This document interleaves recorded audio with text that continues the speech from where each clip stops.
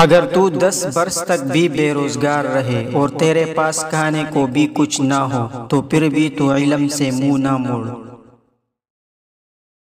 جو حد سے زیادہ پیار کرتا ہے وہ حد سے زیادہ نفرت بھی کر سکتا ہے، کیونکہ شیشہ جب ٹوٹتا ہے تو وہ خطرناک خنجر بن جاتا ہے۔ زیادہ کی ہوس حاصل شدہ کا لطف نہیں لینے دیتی۔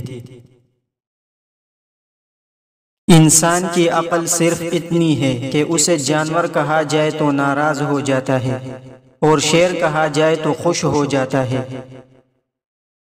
بہترین وقت وہ ہے جس میں بدترین لوگ سامنے آ جائے۔ پتھر میں ایک نقص ہے کہ وہ کبھی پگھلتا نہیں، لیکن پتھر میں ایک خوبی یہ بھی ہے کہ وہ کبھی بدلتا نہیں۔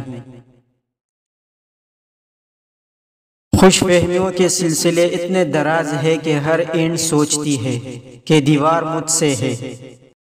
جب چاقو، خنجر، تیر اور تلوار آپس میں پوچھتے ہیں کہ گہرا زخم کون دیتا ہے تو الفاظ پیچھے بیٹھ کر مسکراتے ہیں۔ رشتوں کو ایسی خوبی سے نبھائے جیسے شہد کی مکھی پھولوں سے رس بھی لیتی ہے اور ان کا نقصان بھی نہیں کرتی۔ زندگی کتنی عجیب ہے، ہر انسان دنیا کی قید سے رہائی مانگتا ہے اور رہا ہونے سے ڈرتا ہے۔ حسد دراصل خود اعتمادی کی کمی کا نام ہے۔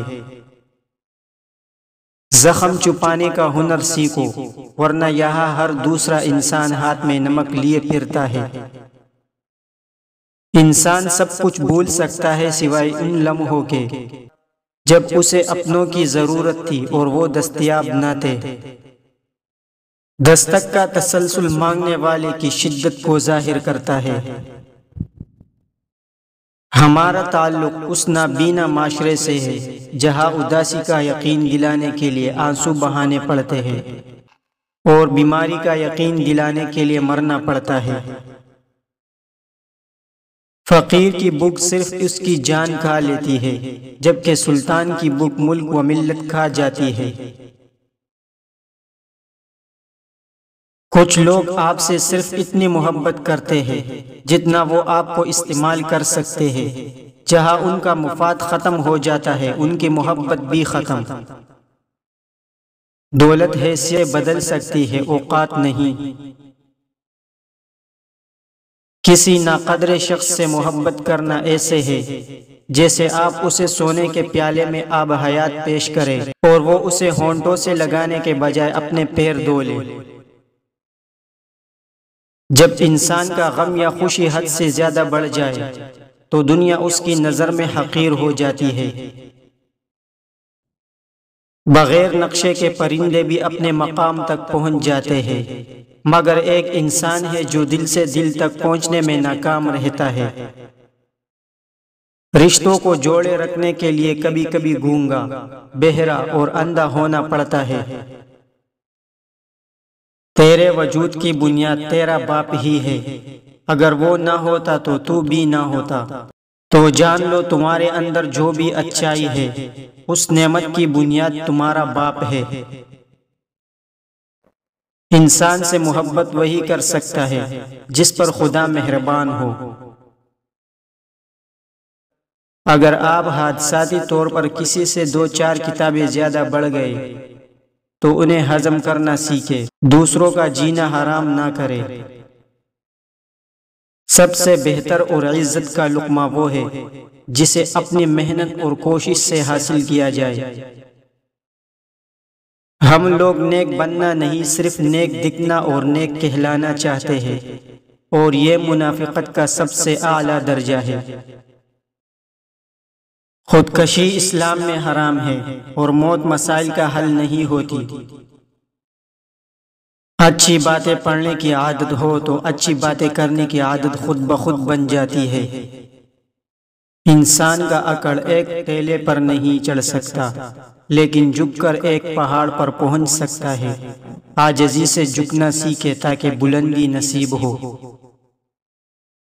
یہ دنیا بوڑھی ہو چکی ہے اور مجھے وہ دنیا چاہیے جو بچوں کی طرح مسکرائے۔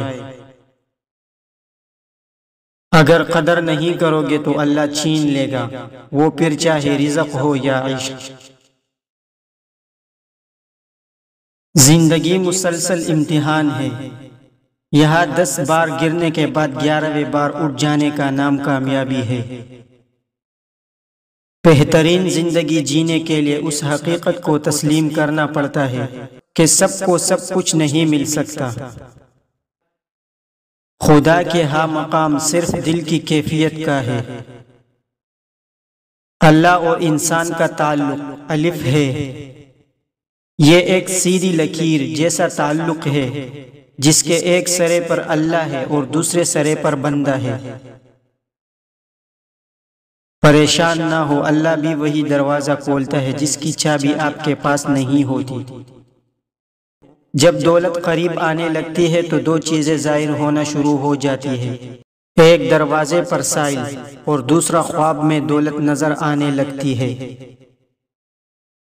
مرد کی فطرت ہے اسے مکمل مل جانے والی چیز سے اکتاہٹ ہونے لگتی ہے۔ انسان دنیا میں بہت سے برے کام مختلف قسم کے خوف کی وجہ سے کرتا ہے۔ اگر خدا کی مدد پر یقین کامل ہو جائے تو انسان برائیوں سے بچ سکتا ہے۔ اچھا بولنے سے پہلے اچھا سننا ضروری ہے۔ ایک انسان کو پہلے اچھا سننا چاہیے اور اسی سے بولنے کا فن سیکھنا چاہیے۔ روٹی کا خشک ٹکڑا اور یا رازق کو لکھ کر جیب میں رکھا کرو، بہت جلد دولت مند ہو جاؤ گے۔